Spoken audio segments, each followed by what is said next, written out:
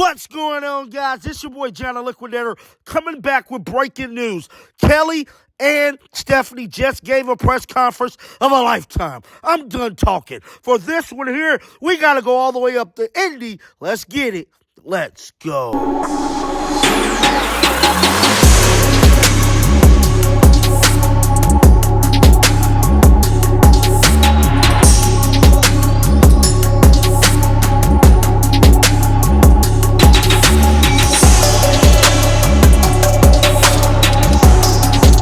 The moment everyone has been waiting for has officially came. Stephanie White sat down with members of the media and gave her eulogy in regards to taking over this job. And I'm here to tell you, dog, this is legendary.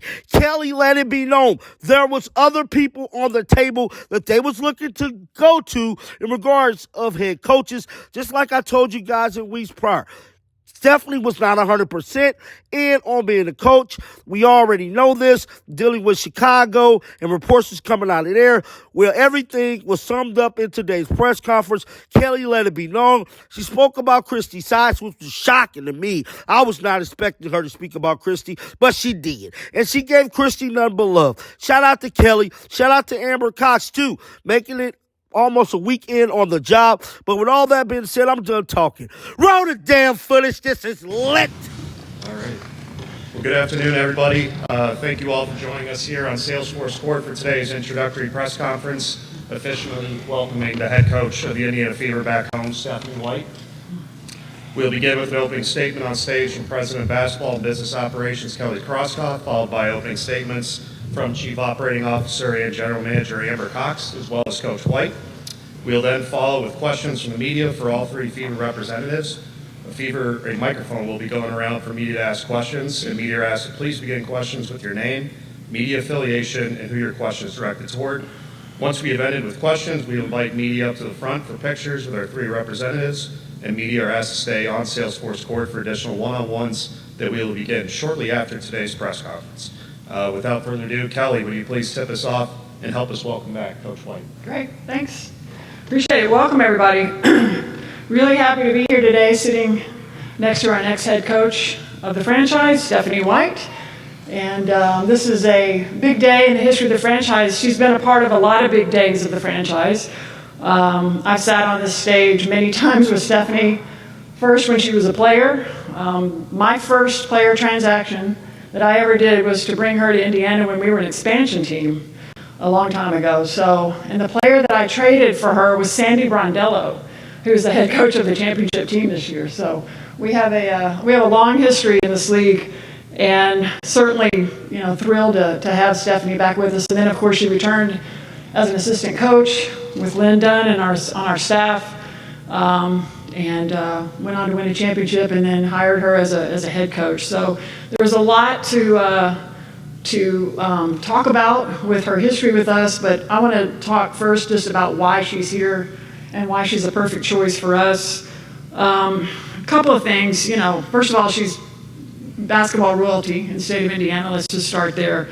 But for me, it was really about bringing a proven leader, somebody who has great experience in tough moments, great experience in playoff moments, in high-pressure situations. I watched her as a player. I watched her as a coach. She knows how to take those moments and never get too high, never get too low. Just a high basketball intellect. The way that she communicates with her players is very impressive. I feel fortunate, really, that we're sitting here and that we have this chance to, at this pivotal time, to really go back to work and finish some unfinished business that we had from 2015 when we left that one hanging. But super happy to be here, and I want to say welcome to her family. Her mother and two sisters are here. Say welcome to our players. We have Leah Boston and Caitlin Clark and Lexi Hull here. Very happy to see you guys. And then I want to pass it over to Amber Cox. You guys haven't formally met her, our new COO, GM, and happy to have her on our leadership team. Look forward to getting to work with her, and I'm going to pass it over to Amber. Thank you, Kelly. Thanks, everybody, for being here.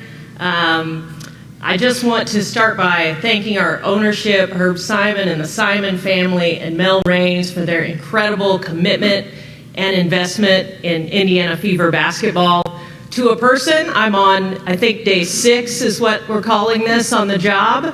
But to a person, everyone that I've met in this organization is so passionate about the Indiana Fever and the direction we are headed, and that certainly always starts at the very top. So I'm truly grateful to be a part of this organization.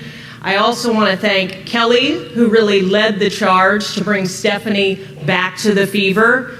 Kelly and I have known one another for, I don't want to date us, but something like 20 years. And she is hands down one of the very best executives in our business, men's or women's basketball.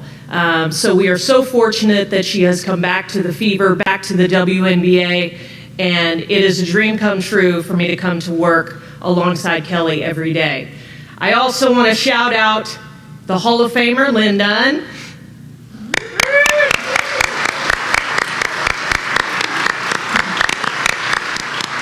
Lynn Dunn has her fingerprints all over this franchise. She has been a mentor to me, a mentor to Steph, to so many of us who have come up in this business. And I'm truly grateful that Lynn has agreed to stay on as a senior advisor as I step into this new role as the general manager of the Indiana Fever.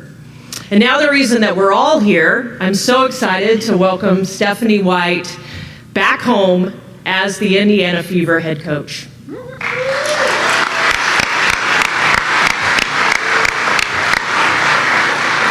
Thanks, Amber. Thanks, Kelly.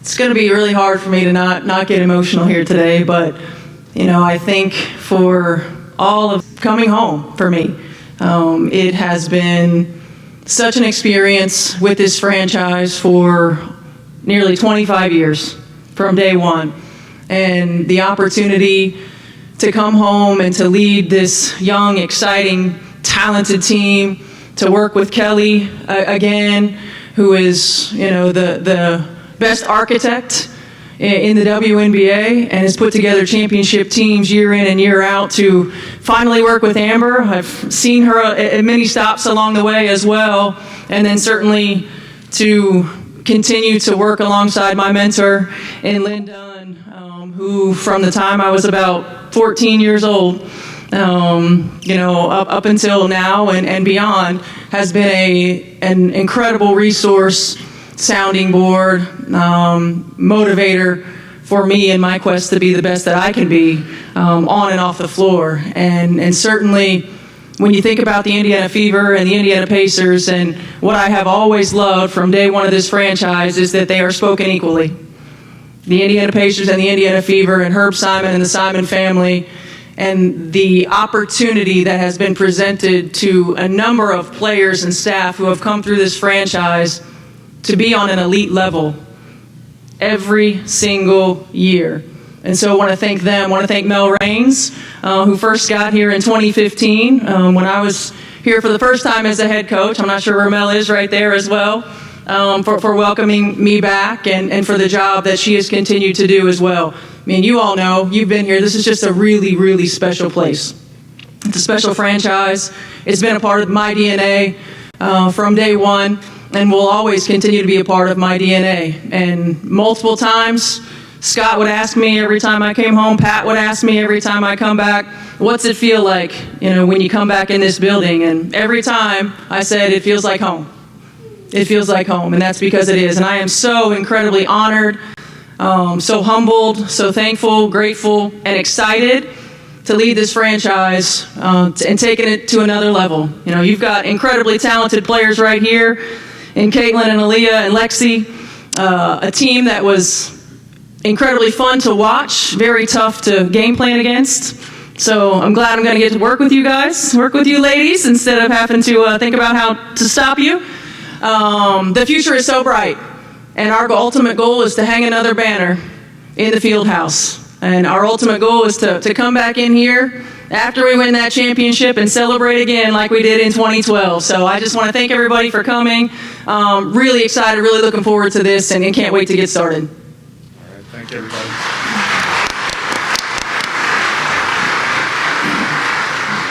All right, thank you, everybody. We'll go to questions in the room. Raise your hand, and we'll get a mic around. Bob, you like to start? For Stephanie, this is Bob Kravitz with BobKravitz.com, I guess. You're at a real inflection point in the history of the league. You were with the league when it started. How do you characterize the responsibility that you have, not only for this organization, but this league and being one of the top franchises, going back to being one of the top franchises in the league? I think first and foremost, it's an exciting time. You know, those of us who have been around since day one have been waiting for this moment. We have envisioned this moment. You know, we've spoken it into existence from day one, this moment.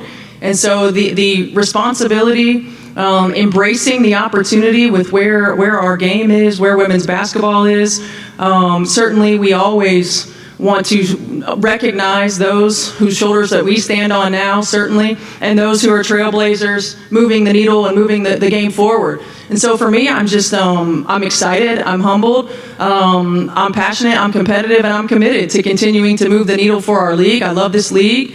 I love the game of basketball. I love the challenges that being at this pivotal moment create. And as a competitor, embrace these opportunities that we have. And, you know, certainly we all know it's not easy, but anybody who's ever done what we do knows that it's worth it. Kelsey, go ahead. Hey, Stephanie. Kelsey Casper, sideline reporter for the Fever. Could you just take us back to the moment that you learned that you're going to be the new head Fever coach? I know when people accept a job, a lot of transition comes, but you went and actually called an NBA game that night. I mean, have you been able to take a breath, and what has this been like for you this last week? It's been really incredible. You know, I think, you know, one of the things about this position and this job is that there's just so much familiarity, right, with Kelly and with Lynn and with this franchise, with the Simon ownership group, with the Indiana Fever, that it feels like the stars perfectly aligned. And so, you know, while at times there's anxiety through transition, there just really hasn't been for me. It's been very calming. It feels perfect. You know, this franchise has been a part of my DNA from day one, and will always be. And so it's when things are meant to be, it feels really good. You know, certainly for me, being able to go call a game, I love basketball. Like, this is what I do. If I could be in a gym every day, all day, that's what I would do. So it was fitting almost that I was continuing to stay in the game and call a game that night. So I'm really excited about the opportunity. You know, certainly this is an amazing welcome. But getting down to the work, right? Rolling our sleeves up, getting back into the gym and thinking about the future is what we're all about and why we're here. Go to Pat in the back. Hello, Tess. Pat Boylan back here. Hi. Hey, Pat. Wondering how things have changed for you since you've come back here, just in a few days. You think about the facilities in this building and everything you were able to accomplish in 2015, 2016. But how do things feel different when you return? Well, I think first and foremost, the game is different. You know, when I think about, you know, where we are in terms of more talented players than we've ever had, right? The game is completely different. Obviously, you know, this is a franchise that for each moment we've been in the league's history, we've always had everything that we needed to succeed.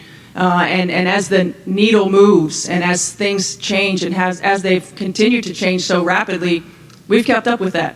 And I think that's a really important piece of where we are in the WNBA's history and forward thinking and where we're going to be in the near future. You know, but for me, there's always been a piece when it comes to walking into this building and seeing all of these familiar faces.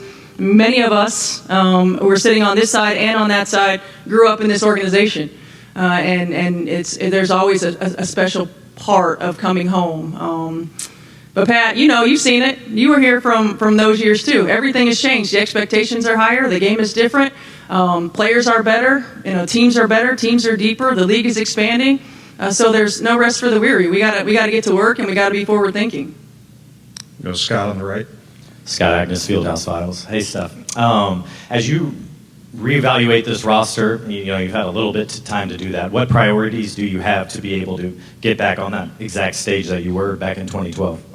I think first and foremost, you know, I think everybody knows and understands that there's never a substitute for experience. Like, this is a young roster who gained valuable experience throughout the course of this season. And having playoff experience is so important. You just never know what you don't know. And so the experience that these players gain throughout the course of the season, the experience that they'll continue to gain, throughout the course of this league is so important, and there's no substitute for that. Amber and I and Kelly are just talking about, players and evaluations before we came out here, and building quality depth is going to be important. When you have a core three like we have, surrounding them with players who are going to, fill the roles, certainly, first and foremost, who are going to embrace the roles, secondly, and who give us the best opportunities for success by complementing what they do really, really well. We have seen in this league's history, how difficult it is to win a championship. The margin for error is small. The margin for error is small. When you're building teams, it's not about always just getting the best players. It's about getting the best complement of players who fit well together, who play well with one another, who work to bring the best out in one another. I believe truly in my heart that connected teams are winning teams. And so people who fit, players who fit the culture of the Indiana Fever and where we are and where we're moving towards. Next to first row on the right. Yeah, Chloe Peterson, Indianapolis Star. This one's for Kelly. I was just wondering, what was your process in first deciding to make the coaching change, and then what excited you about bringing Steph back on? Yeah, so, when I came in, beginning of October, really, had an opportunity to evaluate and fully look at everything. And so my challenge was, where do we need to make improvements? Where can we get better? And how do we, expedite this process? Because, from what I saw in the 2 years of, watching from where I sat, Christy Sides did a great job. And as we move forward, my thought process was how do we maximize what we have, and how do we jump on this opportunity now? So, the direction, the timeline was accelerated, to be honest. There was an opportunity to try to take experience, look at how can we maximize this group of young players, the resources that we have to be successful, and move that forward. So, we had made a decision that we were going to move on, and that was tough because it doesn't take away from anything that Christy did and what that coaching staff did. And to use her words, she left it better than she found it. And but we're looking forward, and this is about the next phase and the next era of kind of what we're building here. So once I got word that Stephanie White could potentially be available, we had some other candidates that we were looking at. And then when I had the opportunity to talk with her, it was like fortuitous, or something that just, I couldn't even believe the timing of the opportunity to talk with her. And I know Stephanie, I know how she is as a coach, and I saw what she did when she was here the 2 years that she coached, and just the chance to have her come back and take over. There's a lot of similarities in the way I see her play the game, the way she coaches the game, the way she communicates, and what we have. We have very highly intellectual players. Aaliyah Boston is one of the sharpest, high IQ players I've ever seen. Caitlin is as well. Lexi, we've just got a really, really high IQ group of players, and I look forward to how Stephanie can communicate with them and work with them and put them in a position to be successful. Stay in front row, Chris. Chris Whitlick, CBS Sports. Stephanie, welcome home. Thank you.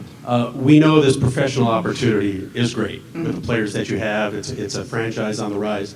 How important was the personal side for you in making this decision, being closer to home, closer to family, and getting that side of your life in order again? Yeah, it was really important. I think I'm at the point in my career where, making a decision for one reason or another isn't really good enough anymore. It's got to be about professional opportunity. It's got to be about the personal opportunities. And for me, being near my family, and some of them are here today, including my nephew, who I've only seen a few times, so it would be great to see his little cute face more often. And for my children to be able to be around my family even more, it's important. And for those of us who have children, you don't get these years back, right? You don't get this time back. And my family sacrificed a lot of time with.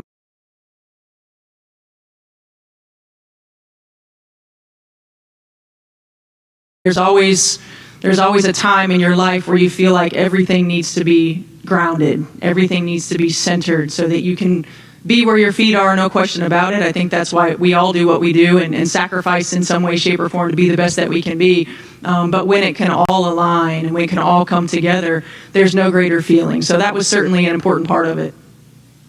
Go, Tony, in the second row. Tony East with the next. Stephanie, for you, you mentioned coaching against this team and the challenges of game plan. Now that you are in charge, what do you envision doing differently or more effectively with this group than in past? Well, I think, first and foremost, obviously, they're an exciting team to watch. I think offensively, we can be more creative. I think we can utilize, more versatility, utilize the certain players in different ways. I'm a forward-thinking, outside-the-box kind of coach. I like to challenge them on a number of levels. They are a high IQ team, so also giving them the freedom to make plays. Like, you want to make plays, you don't run plays. Everybody knows at the end of the day, players win the ball games, right? You got to give them the freedom, the confidence to believe in their abilities to make those plays, but also a little bit of the structure to help them see the different ways that you can attack. I think we've got to get better on the defensive end of the floor. Certainly, we don't have to make leaps and bounds and go from wherever we are to the top, right? But we've got to continue to get better. We've got to make sure on the days that shots aren't falling that we're able to position ourselves to win ball games. And, I was never a player who played defense. Dunn can attest to that. But it is a big part of how I coach. And so, see, I see you agreeing right there. You like that. But it is a big part of how I coach, and it's an important piece of us positioning ourselves to win ball games. And so, we'll attack that as well, and we'll continue to get better on that end of the floor. But more than anything, we want to continue to be exactly what they are: a fun, fast-paced, up-tempo style of play. They're sharing the basketball, making teammates better, building quality depth. I would love, I always said this as a coach the last 2 years, but with this team as well, it's a long season. And next season, 44 games. We want to get a quality rotation. We want to put the best players who play well together on the floor in a consistent rotation. And we got to play the long game. Certainly you want to win every game, and you want to compete every game, but playing the long game, positioning yourselves for the playoffs, positioning yourselves to win playoff series is important. Go in the back to Pat again. Kelly, as the architect of the championship era of the Fever previously, how would you compare where this group is right now as you're building to get back to that level? That's a good question. Obviously, I had 16 years with Tamika Catchings as our focal point, so that was a good place to start. And we were a defensive-oriented team. And but I would say, which is why I didn't play. I know. It's just all sometime on the court. But it's, there's similarities in that, you typically have like a core group that you want to build around. And then I would always add veterans, players that veterans kind of figure out, they've been in it a little bit. So, talent obviously wins as well. But there's a lot of similarities in a point guard like Caitlin that can help make other players better. It's kind of similar to the way we started building around Tyrese Halliburton. There's ways that you can build around a player that knows how to pass the ball and get other people involved. But look, it's like Steph said, the margin of error is slim, and on any given night anything can happen. But I think that we are at a point where we have an attractive group, we have a great organization, we can attract a few free agents to come here and bolster and keep us on the path that we're on. And then Amber, as somebody that's held key positions at different franchises over the last couple of decades, what about this opportunity excited you, was able to pull you away from those opportunities? Kelly Krauskopf called. That was a big one, to be able to work alongside someone like Kelly. Obviously, this roster and what's happening here in Indiana, these incredible players, it was really a no-brainer. It is a role that is very similar to positions that I've held in Connecticut and Phoenix, so I'm very excited to have a foot in both the business and a foot in the basketball. Again, that feels like a very comfortable space for me to be able to marry the two together. So it's really just, as Steph said, perfect all the way around, personally and professionally. ESPN.com. Steph, both as a broadcaster and as opposing coach, you've studied Aaliyah and Caitlin a lot. I wonder what has really stood out to you. They're the past two rookies of the year. What stood out to you about how they played individually and also how they played as a pick and roll duo?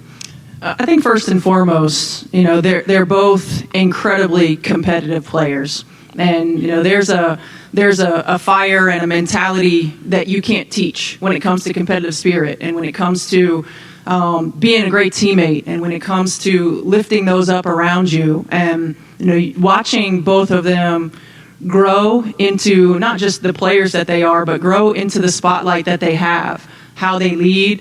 How they make their teammates better, how they lift one another up, how they've handled, all of the things that have come their way, and all of those things that come your way are certainly earned when you're put in this position, right? It's like, people say it all the time, like, oh man, you'd hate to be. No, you don't. Like, as an athlete, this is what you want, right? You want to be the one that is the hunted. You want to be the one that has the opportunity to impact. And not just impacting, little girls and boys, but impacting the game, impacting your team, impacting our culture. And these two have led the way with that. And then you put it together and you've got the point guard in the center. Are you kidding me? Like, you've got the bookends that you want to build around. And these two are the best. And I think that there's so many things that they do well right now, and you saw the difference from the beginning of the season to the end of the season, and how much better they got with one another, how much they could anticipate what one another was going to do, how they facilitated with one another. But there's so much room for growth, and when you think about a Stockton and Malone, right? You think I know you guys are too young for that reference, but when you think about the great point guards and post players that our game, not just our league, but our game has seen, they are going to go down in history as the greatest. And I'm excited about the opportunity to work with them. I'm excited about the opportunity that we have to build from those starting points and build out, and for the longevity that those two could have in Indiana, in Indianapolis, and hanging banners in this building. All of those things are so exciting. The future's really bright, and I'm just glad to be a part of it. Anthony Calhoun, Wish TV. Stephanie, congratulations. Happy for you. When you see these sellouts and these fans, and for you personally, how much are you looking forward to being able to coach in an atmosphere like they've had here this past year? I'm excited. AC, it's these guys are used to it. In college, they're selling out arenas. Back in the old days, we used to sell out arenas too. And for the first time, it's becoming the norm, right? It's not just becoming a college thing that hasn't transferred to the WNBA. It's becoming the norm, and I'm excited. That's the added era and realm of having fans in the building, whether they're cheering for you or not, is huge. Competitors love it. Embracing opportunities to play in front of a lot of fans, embracing opportunities to impact those 1 or 2 or 3 or 4 people that are in the arena, just by doing what you love to do every single day, just by signing autographs before or after the game, right? Just by getting on the floor after a loose ball. I have boys, and I love having my boys who are wearing the WNBA jerseys. Now, who are shooting shots and acting like they're Caitlin Clark and Aaliyah Boston and Tamika Catchings. That was their first jersey, right? And so this is such an incredible moment on a global scale for our game, for our players, for us who have been around for a long time. And I'm embracing this. I will always embrace it. I don't think any of us will ever take it for granted, because this is what we envisioned. And now we get an opportunity to live it. Dunn was from the time when you were driving the station wagon, right? The wooden station wagon and doing the laundry, to now. I mean, talk about trailblazers, and for me and for Kelly and for Amber to have been able to sit at those tables and have those conversations with Dunn and Mickey DeMoss and Gil Gestenkors and Pat Summitt, and just hear where it started, and now be able to live where it is, and for them to be able to carry it to where it's going. It's just such an incredible opportunity and such an incredible moment. Scott, then Kelly, we talk about Steph now being in a comfort zone. How about the same for you? This is one less thing for you to worry about. You know exactly how she operates, what she is like. And then also, what does maybe the next 2-3 months look like for you in reshaping maybe what this roster looks like? So, yeah, I mean, we're competitive, so it's great to be here, but I can't wait to get to work, because I'm already thinking about what we need to be on the phone with teams right now, because, our next opportunity is the expansion draft, and and how that looks and what's around that we can potentially get involved in that somehow and get a player. That's what I love doing. That's what I did all those years, was finding ways to add another player to our roster that's going to impact us and help us get better. So those are the things. The roster, obviously, finalizing Steph's staff and rounding that out, but primarily, from a player perspective, it's roster building time. So we'll be looking at that starting in December with expansion draft, and then of course free agency following in January. Anybody else? Anything in the room? All right. Kelly, Stephanie, Amber, congratulations. Coach White, welcome back to Indiana. Media, if you'd like to come up, please. We'll get pictures in the front.